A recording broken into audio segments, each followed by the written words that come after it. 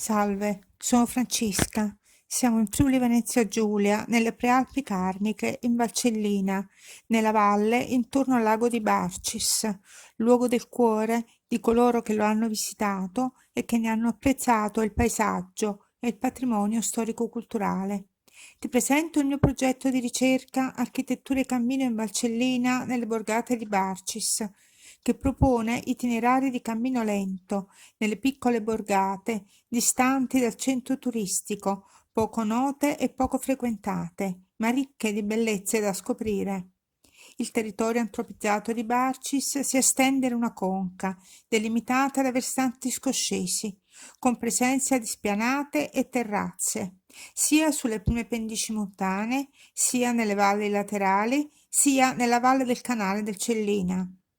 L'assetto insediativo storico, oggi individuabile nella conca di Barcis, consolidatosi tra il XVI e il XVII secolo durante il dominio della Repubblica di Venezia, comprende il centro abitato principale nel fondovalle, sulle rive del lago artificiale creato nel 1954, e piccole borgate sparse, attestate su aree con esposizione e soleggiamento favorevoli e su terreni idonei alle scarse colture intensive compatibili con il microclima locale.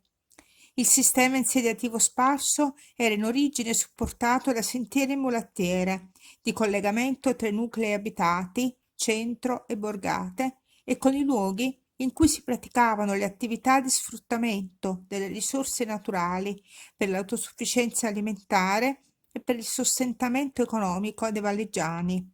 Aree prative d'asfalto con fienili, aree pascolive, complessi di malghe e casere per alpeggio estivo in quota, con la produzione casearia, aree boschive per taglio e fruttazione del legname, aree adibite alla produzione di carbone vegetale.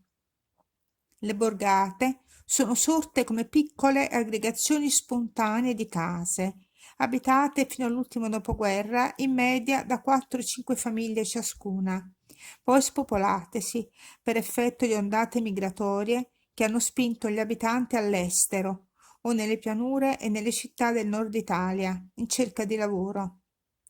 Oggi le borgate sono scarsamente popolate ed alcune non più stabilmente abitate, ma i paesaggi, le architetture e i contesti in cui sono equilibratamente immerse costituiscono mete ideali per passeggiate agevoli e adatte a tutti, anche alle famiglie, nell'ottica di un turismo culturale sostenibile, con la fruizione rispettosa dei luoghi attraverso la pedonalità su antichi tracciati, alcuni dei quali resi rotabile soltanto negli anni 60 e 70.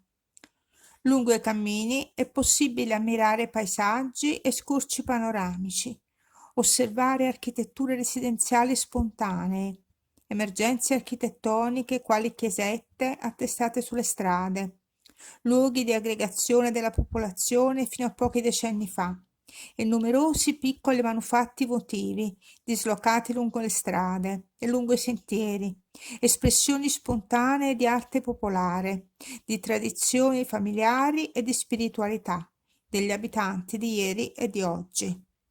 Fino a marzo 2021 il progetto Architetture Cammino nelle borgate di Barcis si è concretizzato nelle mie prime due pubblicazioni dedicate alle borgate di Roppe e Predaia, quest'ultima recensita nella rivista dell'Ente Friuli nel Mondo.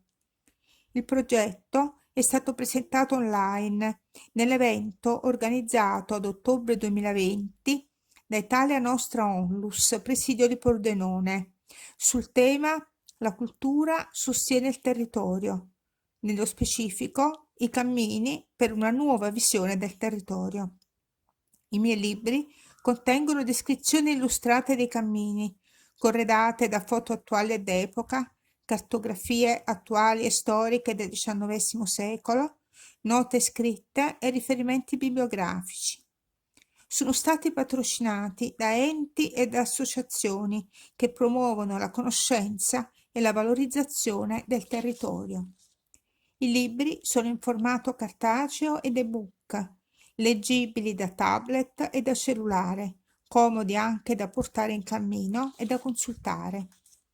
Un importante contributo alla ricerca delle storie non scritte, delle borgate, dei luoghi, di edifici e di sentieri proviene dalle memorie di numerosi barciani che si sono resi disponibili a raccontare ricordi della loro infanzia e della giovinezza e a recuperare preziose documentazioni fotografiche pregresse, manifestando entusiasmo ed interesse nel dare voce e continuità vitale al patrimonio storico-culturale della loro terra, oltre che a fornire un contributo alla storia, ancora in parte inedita, dell'intera comunità marciana.